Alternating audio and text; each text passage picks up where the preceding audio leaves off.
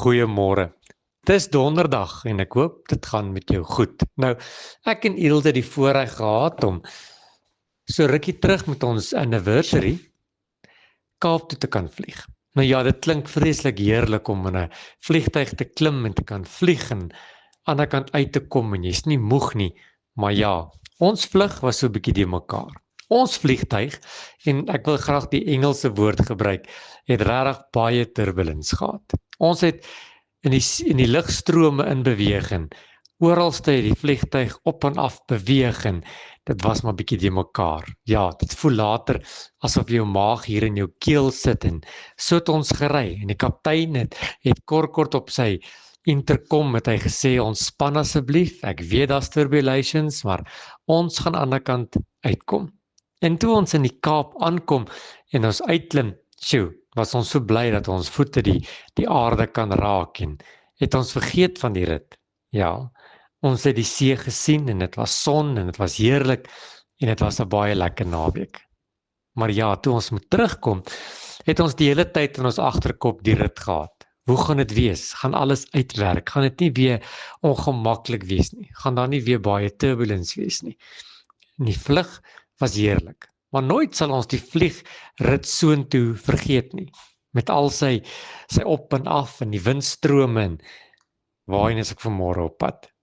Johannes 16:33 sê nogal 'n mooi ding en ek wil dit vanmôre vir jou in die Engelse vertaling lees. Hy sê, I have told you these things. Jesus is aan die woord. Hy sê, I have told you these things, so that in me you can have peace.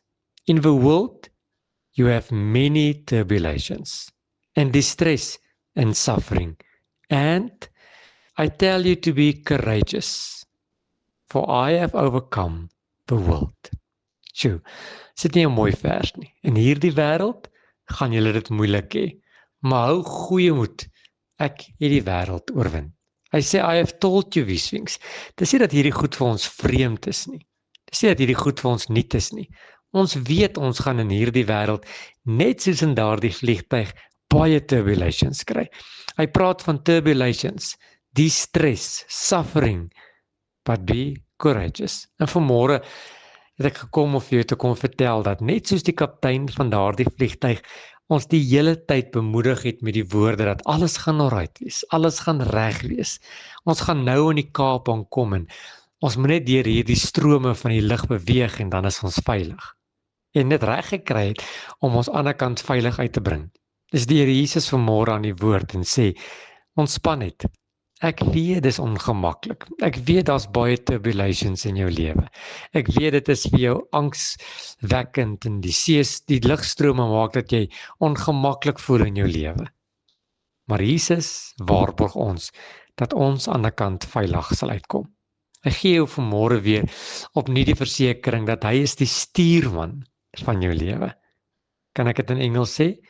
Jesus is die pilot van jou vliegtuig en hy gaan maak dat jy veilig gaan uitkom waar jy moet kom. Jy moet net sterk wees, moedig wees, dapper wees en die Here sal jou deurdra. Hier in hierdie wêreld gaan ons baie turbulations kry, baie probleme. Ek hou so van die Engelse woord suffering en distress. Here, maar dankie dat ek weet dat U is die stuurman van my lewe en dat ek vandag kan oorgee in U hande en niks sal my uit U hand uit kan ruk nie. Amen.